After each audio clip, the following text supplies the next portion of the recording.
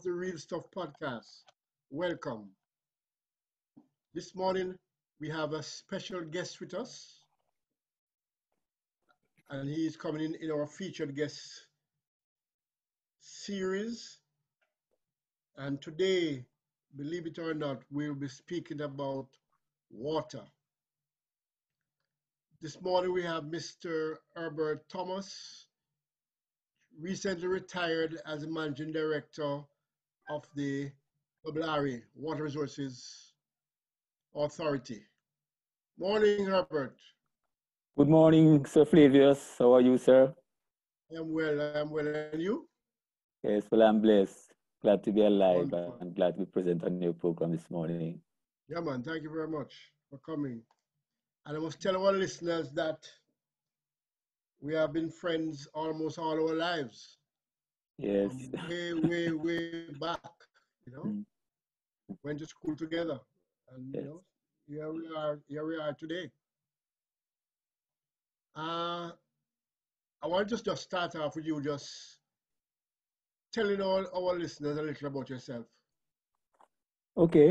and the Well, role into water. let me first start by letting my listeners know that you, Sir Waldo Flavius, are the one who actually got me working at the Water Resources Authority.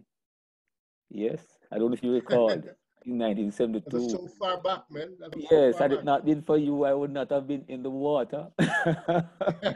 Yeah, Well, because when you told me about the job as a stream gauge at Water Resources Authority, right away the fear came to me. I can't swim, and but because I was so badly in need of a job, I said, let me give it a try. yes. And look at you today. Yes, yes. Yeah, that's how life is. Anyway, yes. Anyway, my name, as Flavia said, my name is Herbert Thomas. I started working at the Water Resources Authority in 1972, March of 72, and I started there as a technician. In those days, they call it a stream gauger. And my job then was to actually go to the various streams in the country and to monitor on a regular basis the flows in the river, and then to use that information and flow along with water level elevations at the river. At that point, we do the measurement to develop relationship between the water level and the flow. And by so doing, we were now able to say, how much flow was in the river, on a 24-hour basis. Some stations had automatic recorders, some stations had who we call observers who were paid to read the gauge twice daily. So I worked as a technician for a number of years. Then I went on to the university and I did some studies. I studied mathematics and computer science. But then, I got to like the job, so I went back to Water Resources Authority and I moved up through the ranks for myself there, going on several short courses abroad in water resources management. I later did a postgraduate diploma in engineering hydrology. I did some studies in groundwater hydrology, and I worked myself right up to the position of managing director. I retired in 2019. So that has been more or less my spell at it.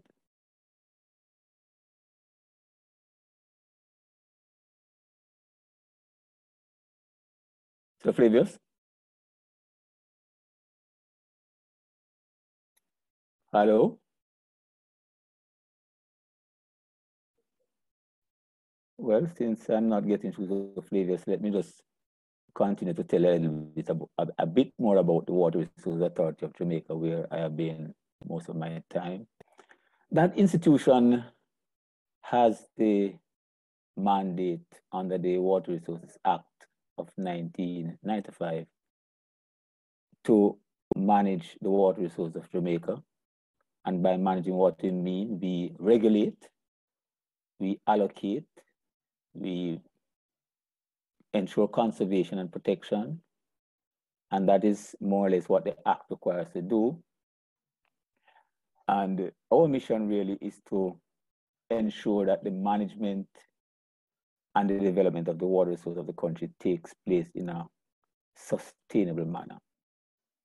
And for us to be able to do that, we actually employ the strategies that were specified in the Water Resources Act. The strategy requires that we develop a master plan, and that master plan would look at the available water resources we have in the country. It would look at our demand in the various sectors. It would require some kind of a reconciliation between supply and demand, and based on that, we determine those areas where we have excess and those areas where we have deficit, and then we would have to come up with strategies to address those areas where we have the shortfalls. So that is where the planning is concerned. And we also have other functions, very, very crucial functions, because we provide, the Act requires that we provide technical support to other agencies. And so two of the key agencies for which our input was very, very crucial was the Works Agency, because we provide the information that provide for dimensioning hydraulic structures, culverts and bridges. We want to make sure that if you establish a bridge, at least the dimension should be such that it can pass an agreed frequency flood. Say, for example, the 100 or the 50-year flood. Or if you're going to install a culvert, the culvert must be so dimensioned that you're not going to be creating backwater to flood out a community. So we had to provide that information to the Works Agency. We played a very crucial role as it relates to disaster preparedness and management, because we collaborated with ODPEM and the parish councils, and we would have, based on our expertise, we would have developed a number of floodplain maps, and these are maps which shows the areas around the various rivers, the rivers that are prone to flooding.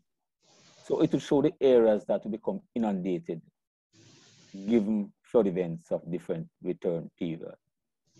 Say a 10-year flood where it would inundate and what depth of flooding to expect. And we go as far as to, for engineering purposes, we can say what sort of velocities the rivers could be flowing with. So we developed these maps, and these maps were available to ODPEM, and these maps were used to inform the whole development process. Because of course there's a process in Jamaica where if you're going to effect any kind of development, then you have to satisfy the planning agency, NEPA, that your development will not create any problem as it relates to flooding. The development itself will not be flooding, or it will not aggravate flooding in the neighborhood. So these maps goes towards that kind of a planning. We have also been instrumental in developing things like flood warning system, because there are some areas and some communities that are very, very prone to flooding. And so what we do, we would actually work with the community to develop flood warning systems. And we have various types. We have the community systems, which is just based on our instrumentation, where we have located our rain gauges and our past experience with respect to the levels. We would be able to tie in a certain rainfall intensity with a depth of flooding. And so what we would do is that we would train people, we provide them with rainfall information, and they would monitor flows until they see the particular critical depth in the river approaching and would provide warning. But then we move on also to the more sophisticated type of warning systems. We would just supply the ODPEM with the information coming from the information system, which will tell you that at a particular time you could be having flooding. And this was implemented particularly in the Rehoboth Gorge, which is the link between the south coast and the north coast, one of the links, widely traversed, and if you were caught inside, you do not flood, you could be in very, very serious trouble. So we provided information to ODPEM as to when to close the gate and deny access to the gorge until it was safe to do so. So these are some of the things. We provide a lot of support as it relates to the university data for doing research. We provide a lot of support to the ministry itself as it relates to policy development on water and water development. And the most recent policy was completed in 2018. That policy was supposed to coincide with the Vision 2030 as it relates to ensuring that Jamaica, can reliably meet the needs, the water needs of the citizen. So that, in a nutshell, kind of covers most of what the WRA was about, and most of what my job has been over the years. Over the years, I managed to have carved out a niche for myself as it relates to the flooding aspect of things, because I spent the greater part of the years in that area. But then later on, I then move on to mostly having to do with the management of things. There's also another aspect of it that is very, very crucial, the groundwater. And this is important because Jamaica is regarded as a land of wood and water, yes.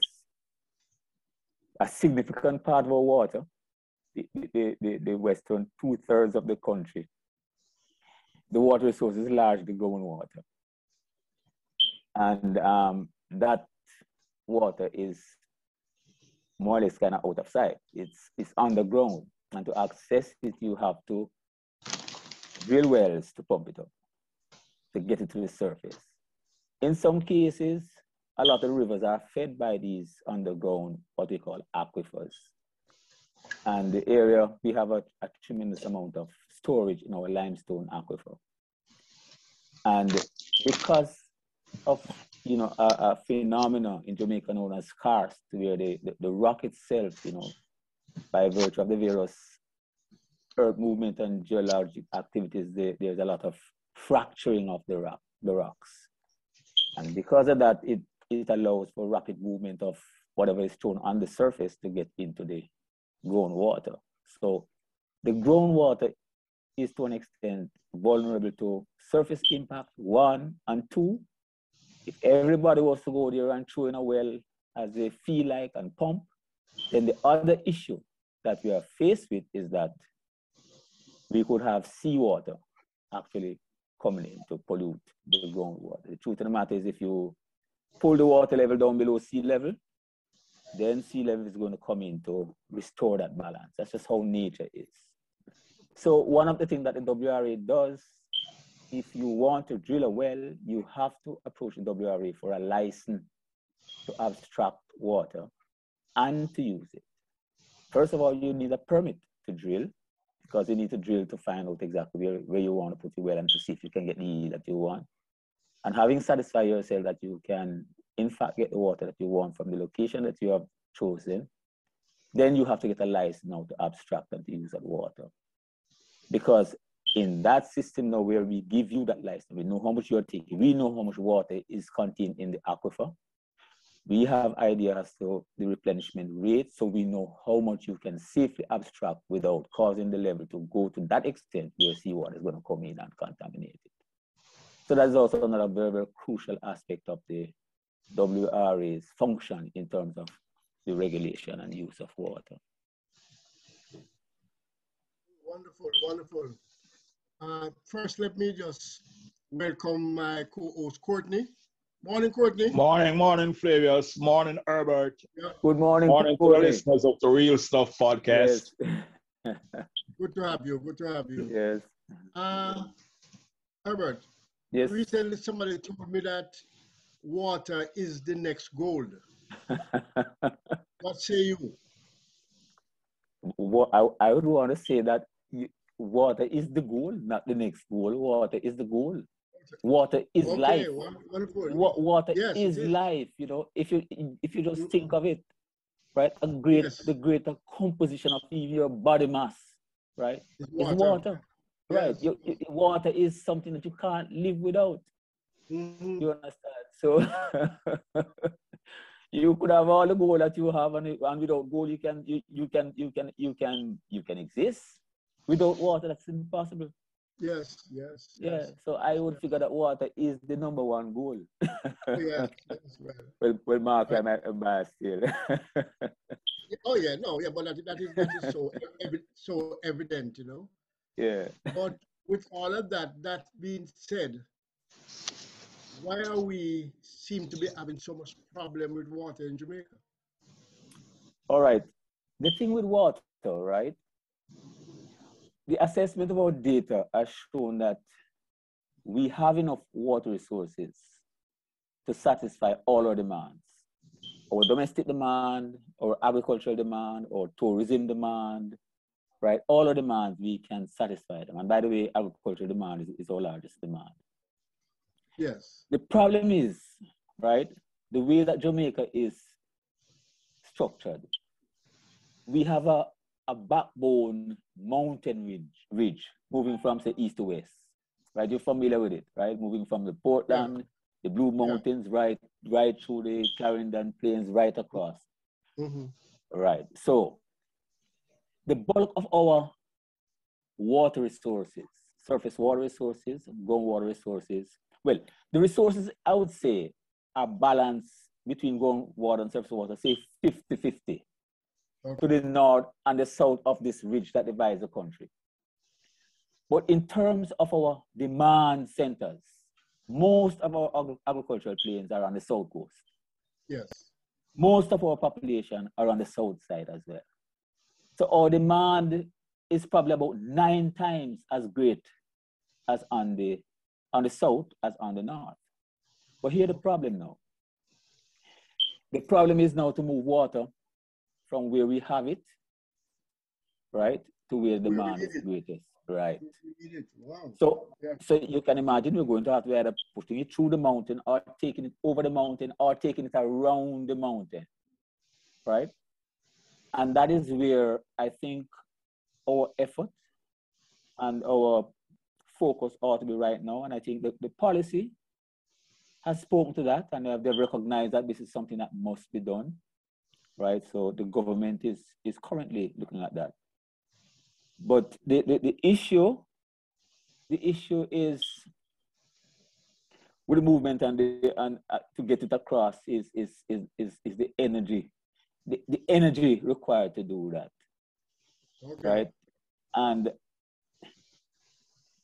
we don't produce energy, so you know that is one of our shortcomings.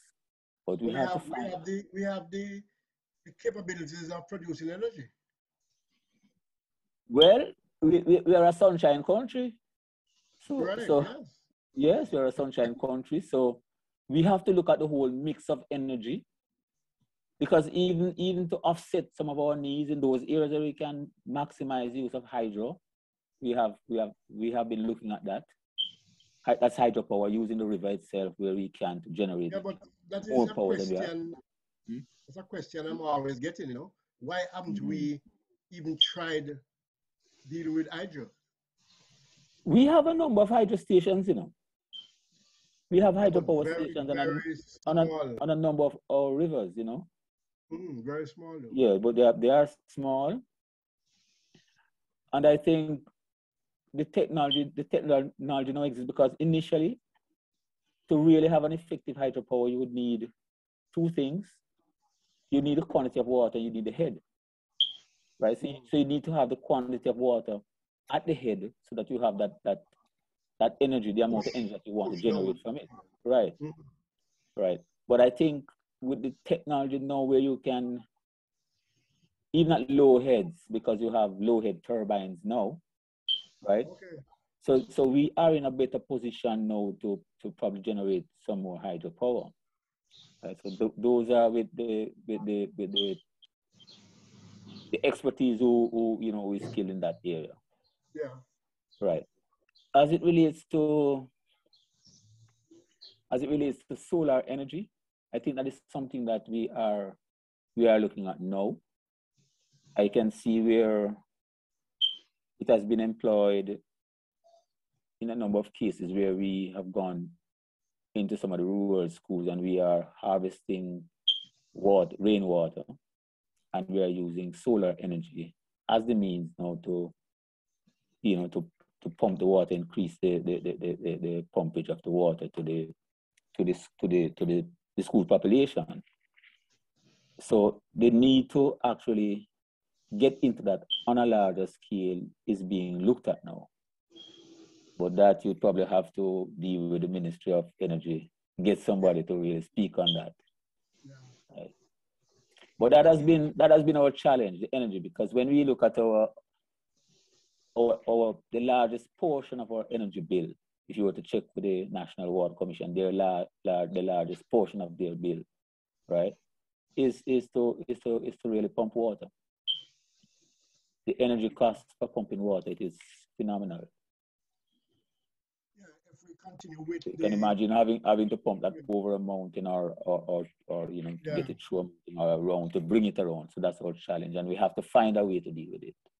We have to come up with creative ways. And one of the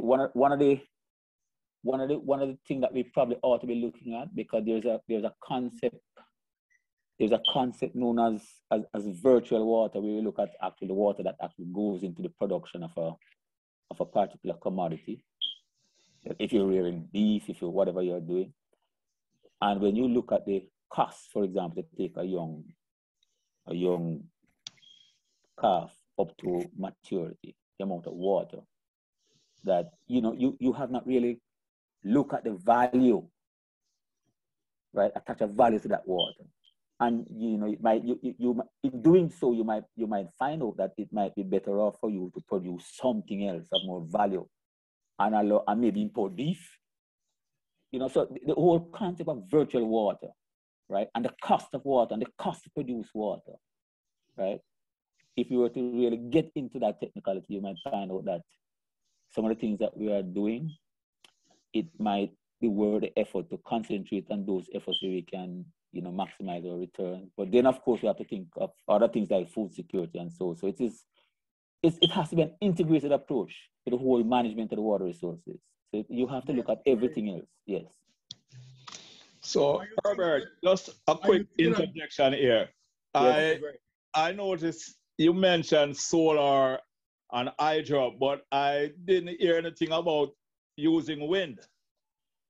Oh, wind, yes, that is and I think we have a wind farm somewhere up there in Manchester. But the extent to which they are going to, you know, get into this on a large scale, I am not sure at this point in time. I know that it was on the table. They are looking at a whole mix, you know, of operations to increase our energy supply.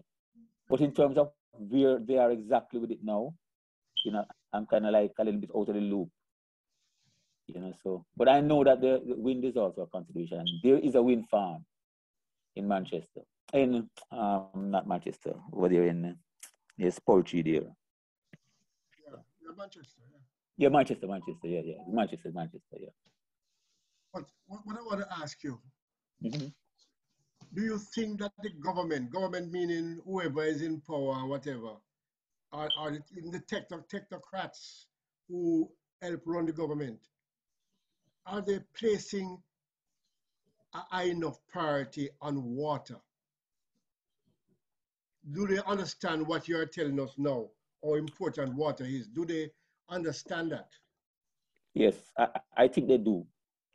I think they do, and I think over the years, the WRA, I think that's one of the things that I would have regard as one of the greater achievement more than anything else of the WRA.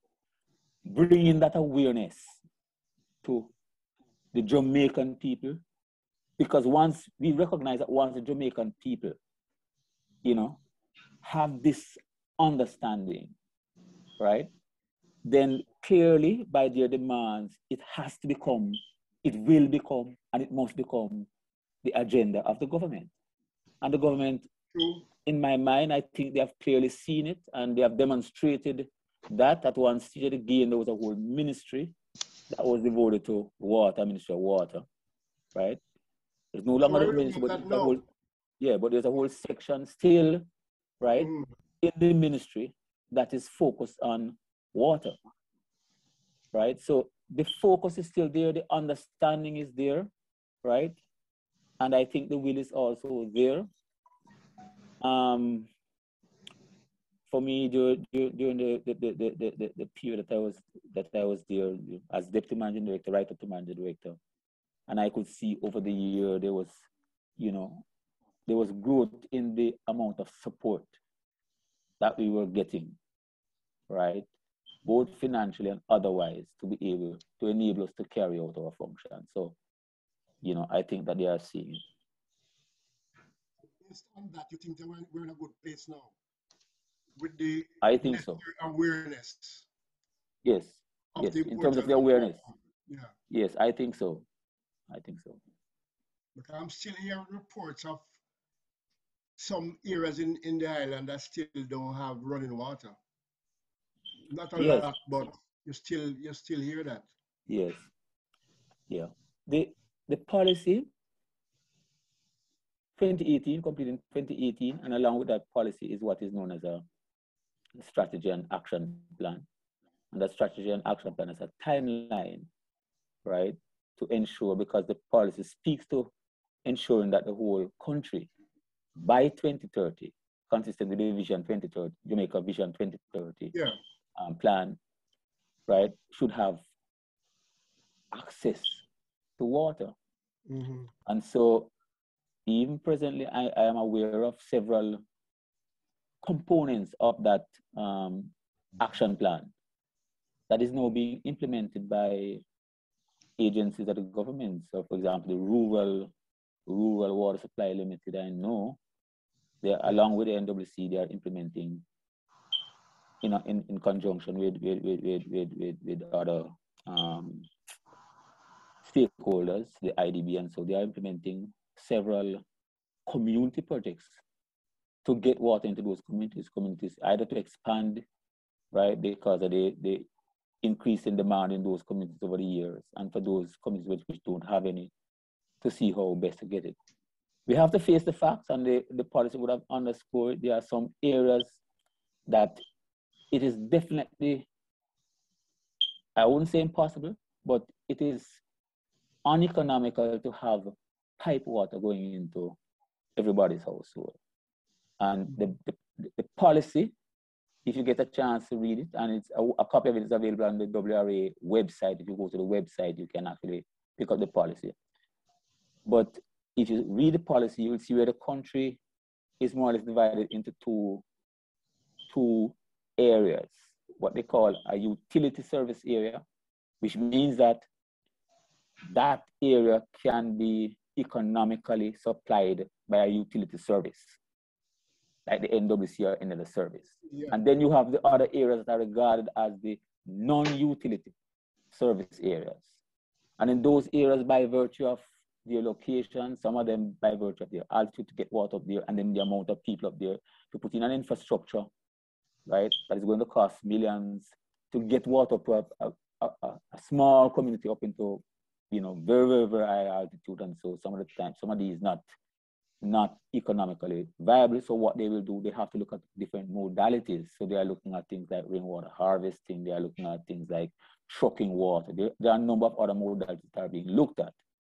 And all of this now is being looked at by the Rural Water Development Agency. And these are all components of the water sector strategy and action plan, right? Which is coming out of the policy. Can you touch on the water harvesting for our listeners? The water what? Harvesting. You're talking about rainwater harvesting? Rainwater, yeah. Yes.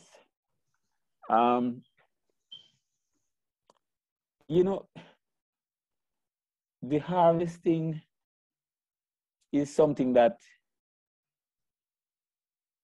for me, and I've always said it, it requires some level of further research.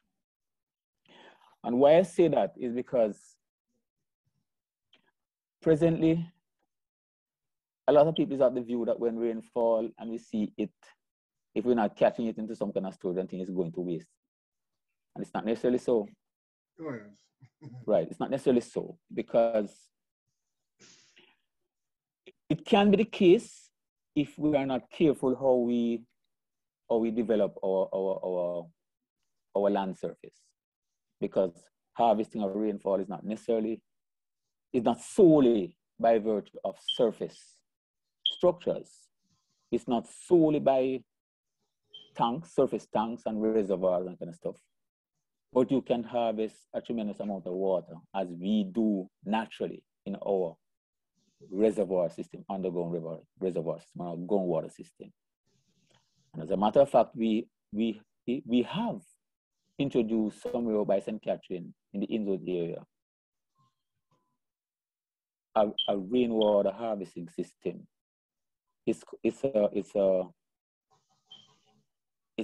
called an artificial recharge system. And so what it does now is the water that is flowing in the Rio Cobre, a portion of it, right?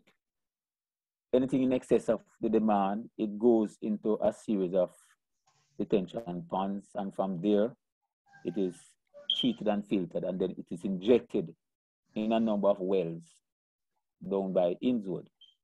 And that is also now being managed by the rural water supply, right? And so what that water is doing, it is artificially recharging the aquifer. And it's very, very important, because by so doing, you are able to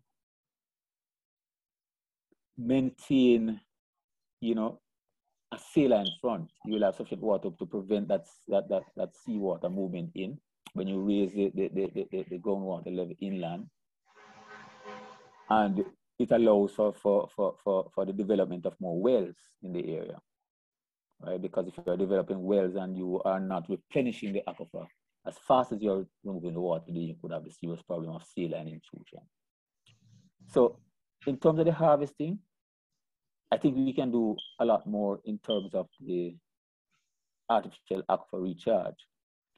In terms of the surface systems, we have to carefully, you know, think of it, especially as we go through the whole process of climate change. Because with the climate change, we are talking about increases in temperatures.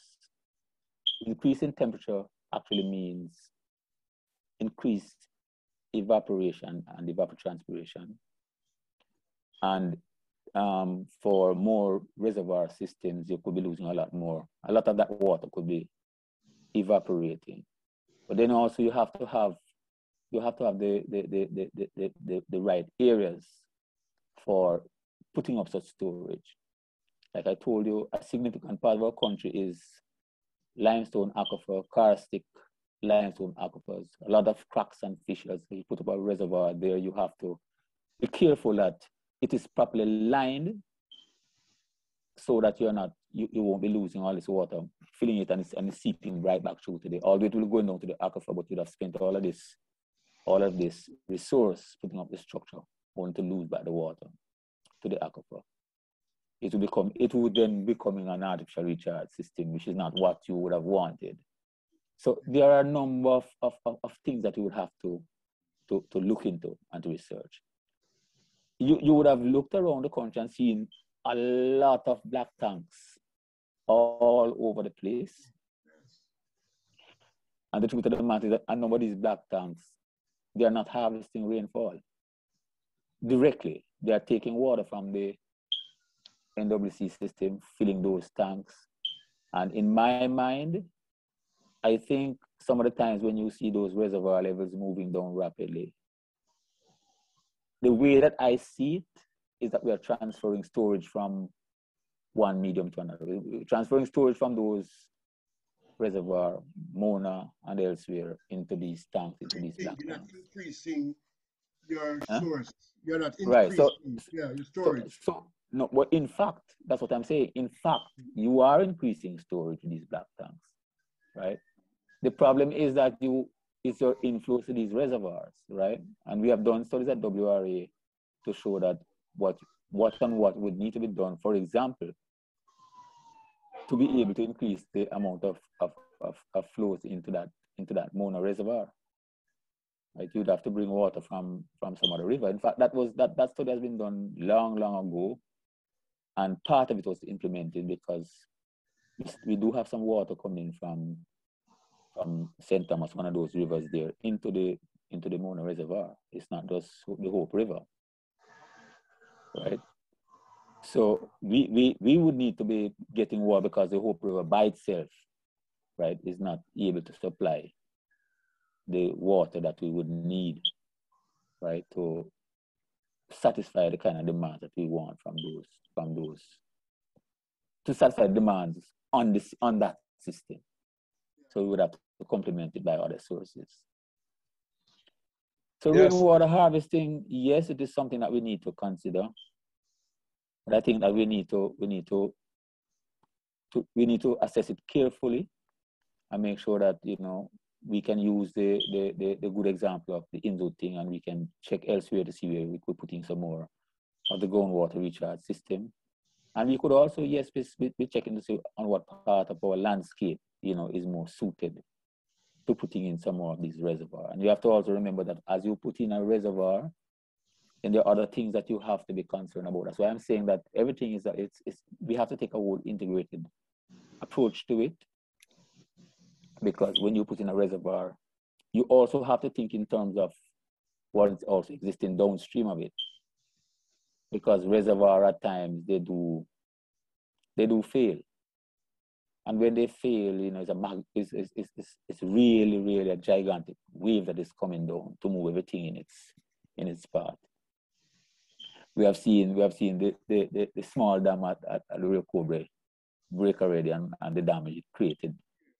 Right. So all of these things are things that we have to carefully plan. It's not something that we just get up overnight and just implement. It's something that we have to look at and carefully plan and make sure that, you know, everything is correct before we proceed.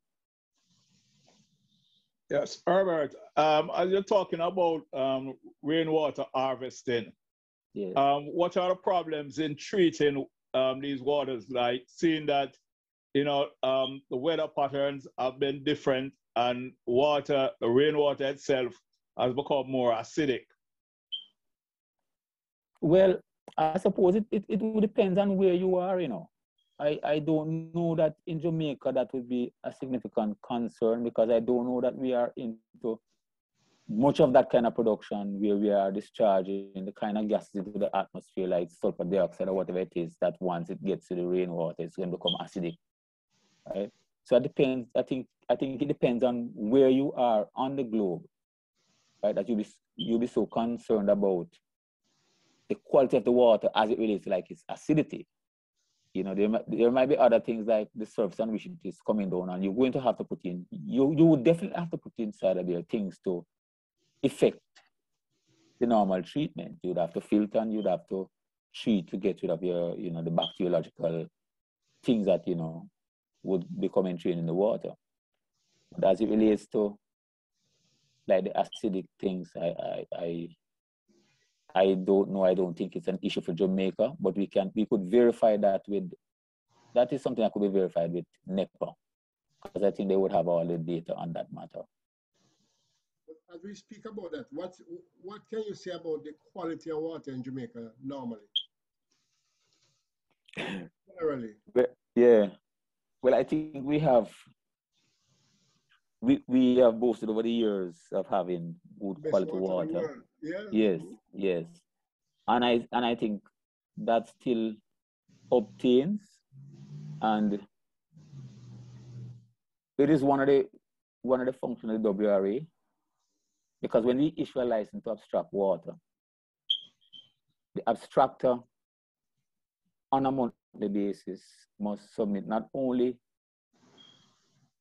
information on the amount that he's abstracting, but also he has to submit information on the quality of the water, which we share with NEPA and with the environmental health unit. And they also have their own monitoring programs as well, and the NWC also have their own monitoring programs where the quality is concerned. Yes, there are occasions when, you know, there are activities that we know can impact the water quality, and we are aware of that, and that has given rise to, for example, in the Ligani aquifer, we know that the age-old system of sewage disposal, right, where a lot of those old sewage pipe would have, rotted and that kind of thing there. And so some of the groundwater became contaminated with high nitrate, and so we have had to abandon a number of wells. But we have that has been for quite a while, and the whole system, the whole sewage treatment system has been upgraded. And what happens now is that any development that you're putting in, part of the whole approval process of NEPA is they have established standard with respect to the type of system that you can put in, right? And for most of the approval now, the system has to be a tertiary treated system where everything has to be treated in accordance with NEPA standard. And NEPA do monitor quite frequently, right, the quality of those systems. NEPA, along with the Ministry of Health, the Environmental Control Division, Ministry of Health, and also the NWC, they have their own lab and is doing their own monitoring. I think that our water is quite safe, our water through the official system.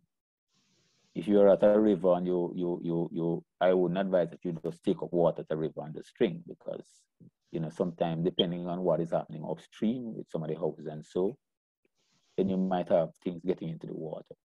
But once it's going into the NWC's processing plant, then it is the quality that is coming out is guaranteed. We are coming to a close now, but before we reach there, in fact, I'm going to invite you back again. But could you give us a little synopsis of water in the Caribbean?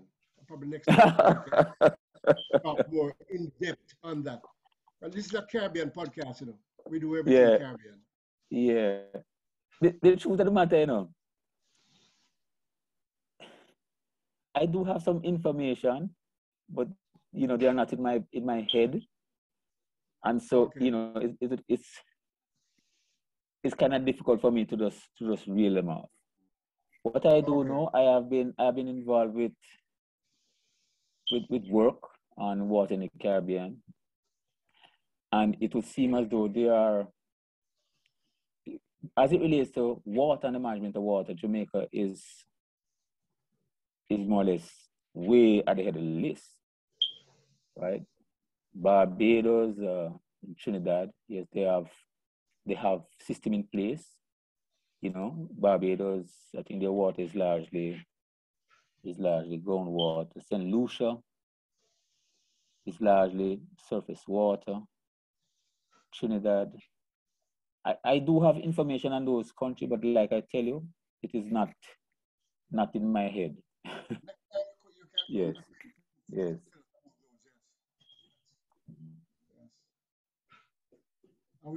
And of course, there are some other islands who don't have any rivers at all. Yes, there are some countries with rivers, and they would have utilized quite a lot of. They would have engaged in saline, seawater, yeah. Mm-hmm. Yeah. Courtney? Yes, Flavors.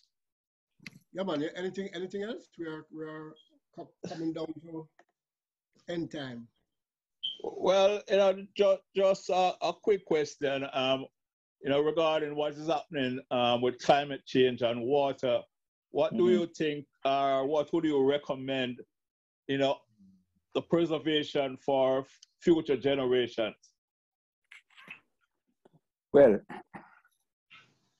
we have to, first of all, we have to be aware of exactly how the climate change is going to be impacting us. And it has already started to impact us. And we know that largely it's about increasing temperature. It's about how it's impacting our rainfall, so we could be having much more intense flood flows and longer drought periods, right? So what it means is that the whole matter of water conservation is going to have to be taken very, very seriously, right? We have to, even at the household level, be conscious of this, conserve, conserve, conserve. In terms of our development, we have to be careful because one of the implications of the climate change is the whole sea level rise, because as the ice cap melt wherever they are, it's expected that all of this is going to be it's going to mean an increase in the sea level. So a lot of the land mass, especially if you're coastal, is now going to become affected. So, in terms of development, then we have to be careful. We have to really ensure that we, together, we understand what it means for each of our island. In other words, if we were to have a rise of so many, percentage or so many millimeters, meters, where would it come in our island? And therefore, we have to now begin to establish boundaries beyond which we're not going to be considering in development. We want to make sure, so well, whatever we are doing, we're not doing anything to create any pollution to our water systems. So we have to make sure that whatever regulations that are established for the protection, that they are followed, and the agencies that have charge must make sure that they are, very, very vigilant. They are ensuring that people are really operating in accordance with the respective laws as to how we treat it, the water and waste, so these are some of the things that we have to look about, but we have to consider, right? So it's all in our planning, right? And it's all in our knowledge as to exactly what's going to impact us, and therefore we have to be aware. We have to conserve it. It can't be just business as usual, right? We have to make every drop count. Thank you very much. Thank you very much. Courtney, want to sum up for us, please? I'm not hearing you. Courtney, Yes. can you sum up for us, please? Well, I just want to say thanks again to Herbert Thomas, our special guest today, for really treating us with this discourse on water. Surely it was very interesting, knowing about how to manage water and even to conserve water, telling us of the various water sources and what is needed to get it to the consumer, and what is the energy that is needed to really pump this water in various places. So, and we look at solar energy and hydro and also wind energy. And we talk about like what rainwater harvesting, which I found that very interesting. And I hope, when he comes back, that he can elaborate a little more on, how individuals can do that safely. So thank you again, Herbert, and back to you, Flavors. Yeah, thank you very, Okay. very much. Okay. Yeah, go ahead, Herbert. Yes. I was just about to say. Yes, I was just about to say. To tell Courtney that he was most welcome. Yes, yeah, and it was really my pleasure being here. And I hope that I was able to provide you with the information that you required. I'm sure a lot of people are better informed now, because a lot of people don't Yes. know all these different intricacies of when I turn on my pipe and water comes. Yes. How it happen, Yes. Is it magic or what, So that was very, very, very, very good, very informative. And like I said, we are inviting you back. I hope that we can get some more people can understand a lot more of how water works. Okay. And it's one of the reasons why we don't protect the water too much, because we don't have a clue what goes behind it, you know? Yes. Even the whole energy thing and the whole balancing of keeping the seawater out of the system. All these things are things that I don't think an ordinary person would know. You know? Yes. That is just wonderful. Yes. So as we close this morning, we're going to ask Queen Labafu to give us the Our Father in the Garifuna language and Tafina to take us out. Thank you very much. You lead us to Fula. You belong away away. Ajugwala Lebabu Seru. Lida Mua, Lida Sungfula. Lida Mua, Lida Sungfula. Well, unfortunately, this is it. Till next time. Bless.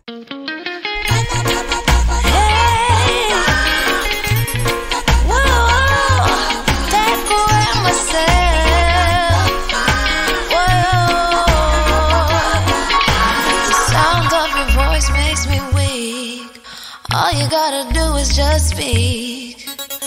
One word is enough, and I'm no longer so rough. I forget what I was trying to say. I no longer do what I was gonna do, but you're no good for me. That's why me know what said me if it could flee. Me I fi take away me say.